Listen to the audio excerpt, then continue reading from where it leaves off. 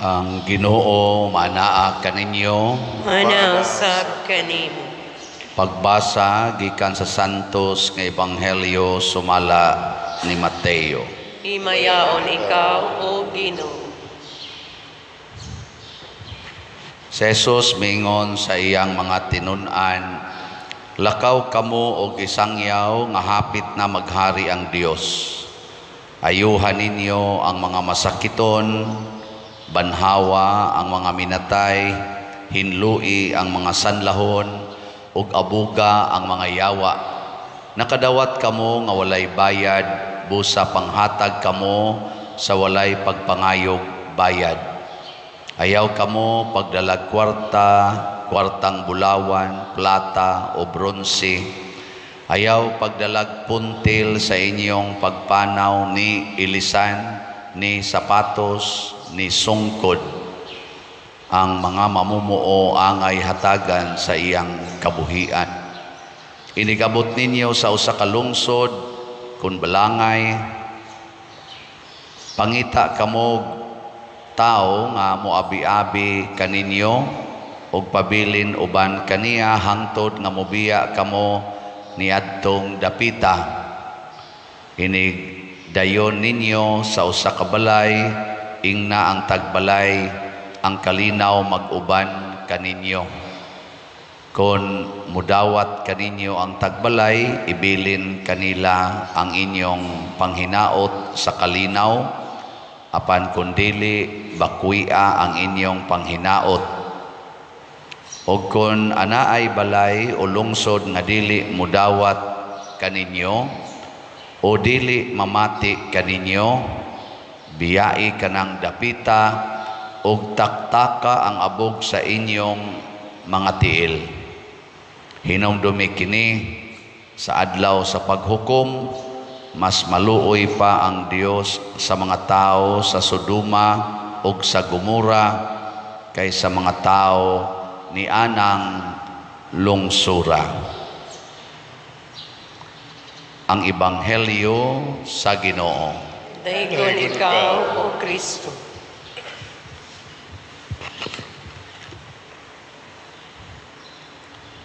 Ang mga apostoles, mga makasasala, gani ang usa nila, gibudhian gyud si Jesus.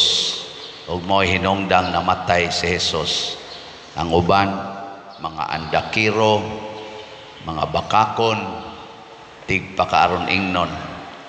Pero bisan pa man sa ilang mga sala, sama sad nato nga mga sad-an sa kayo, ang Ginoo padayon nga mihangyo nga mahimo tang instrumento sa pagsangyaw sa maayong balita nga mao ang gingharian sa Dios nga niabot na dinhis kalibutan ug sa kaluwasan nga naa na sa atong kalibutan.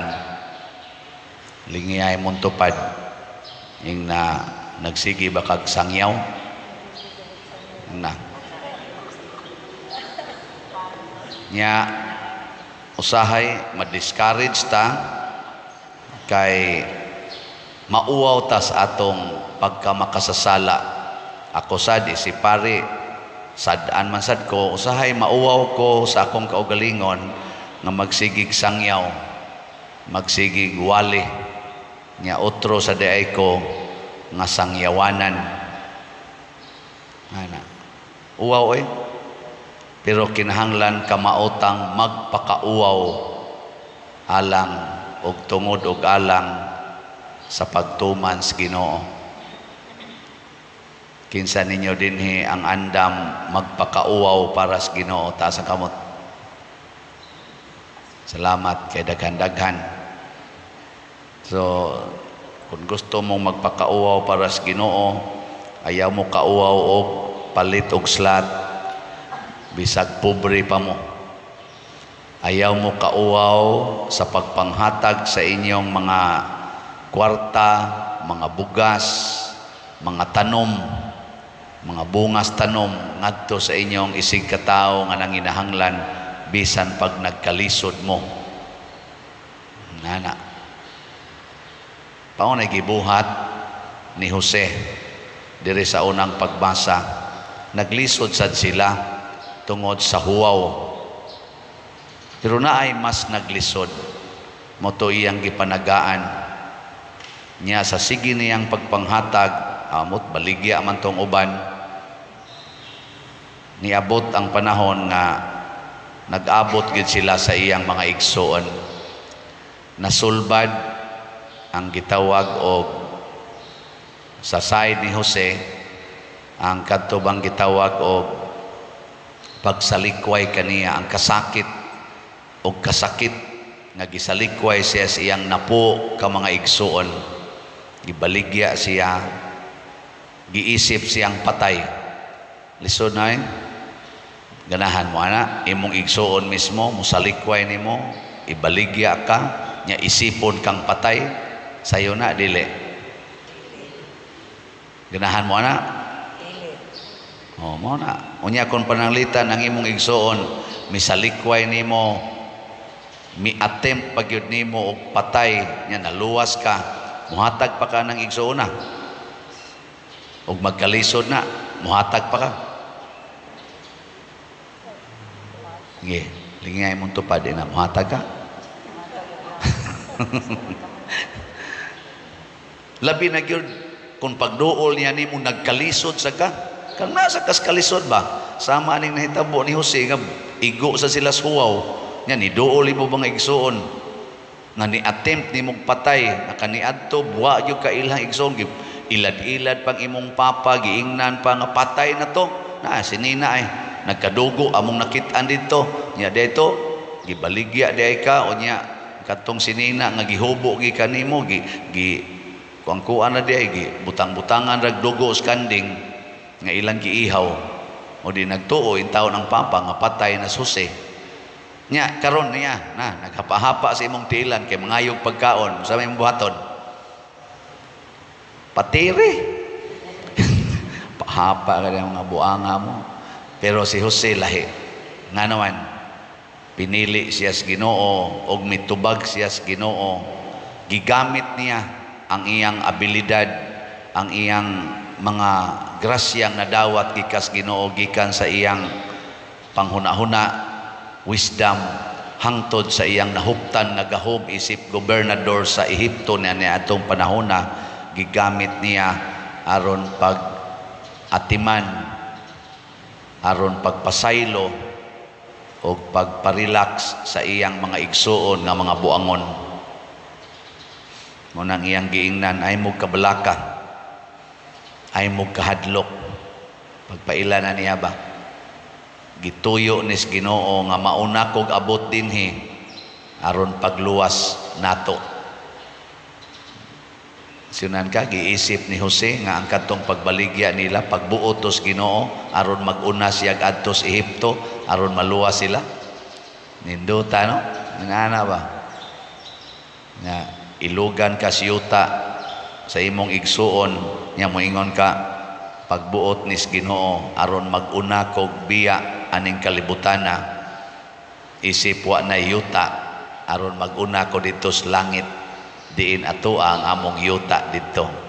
Di ra jud ka masuko sa imong igsuong buangon nganing ilog sa imong kabtangan nga kabilin sa inyong ginikanan tungod kay mituo ka nga kanang pagbiya ni anang maong yuta maunay paagi aron makaabotas kaluwasan.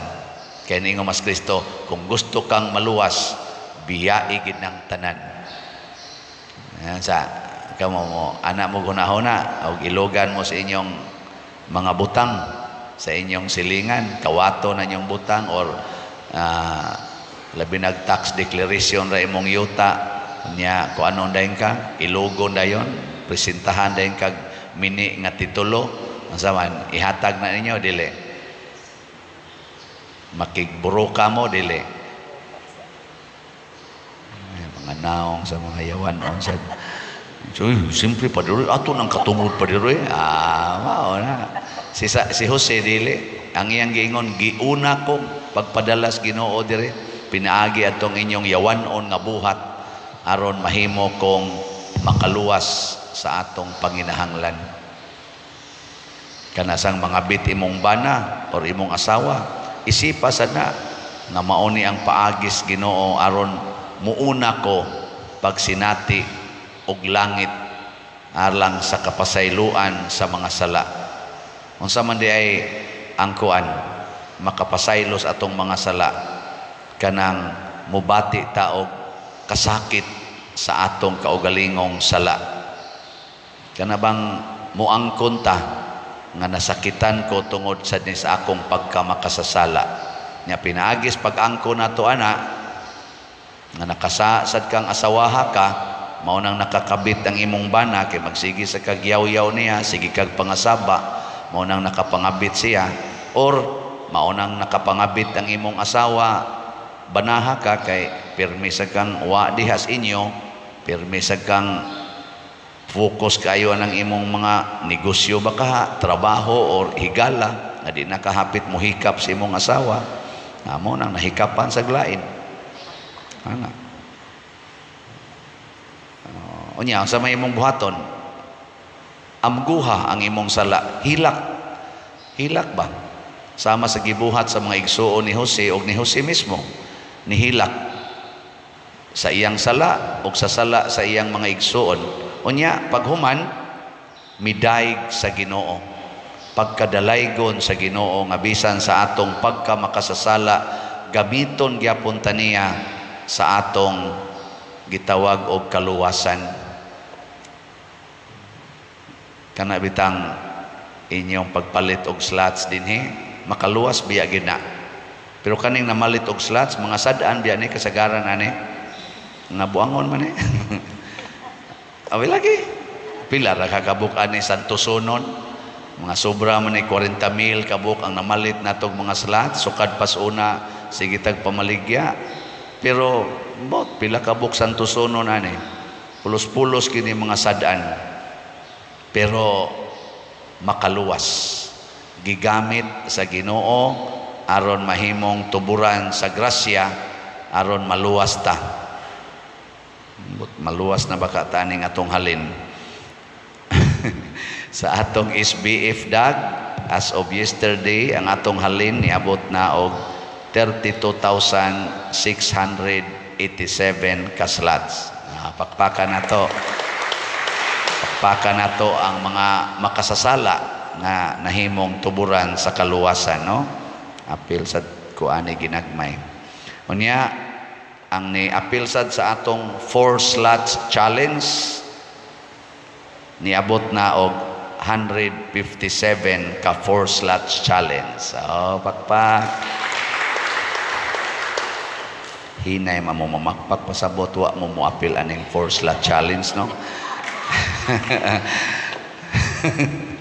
Pila man ning 4 slot challenge kana 2,000 ragon, 2,000 upat la ka slots baka 500 niabot nag 157. Ang akong pangandoy makaabot lang nig 1,000 hangtod sa August 6 nga mao ang akong 4th anniversary sa pagka-parish priest din his parokya ug sa ako sang kaugalingon first man ninako nga parish priest ko. So inaut unta makaabot nig 1,000 ka 4 slots challenge. Kaabot ka dili? Abot lang ka. Ato lang yung importante nga dili ta mohonong bisan pa sa murotag mauwaw sa atong mga pagkamakasasala, dili ta mohonong sa pagpagamit sa Ginoo. Lord, bisag sad-an ko kung gusto ko nimong gamiton alang sa kaluwasan sa akong isikataw, alang sa kalambuan sa simbahan, gamita ko Lord.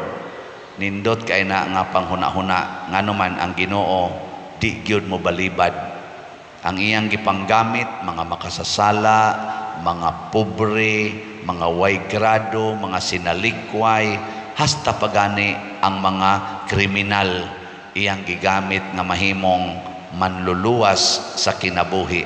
Kriminal ha? Kinsa may kriminal nga akong gisgutan, usa niini kani si San Pablo.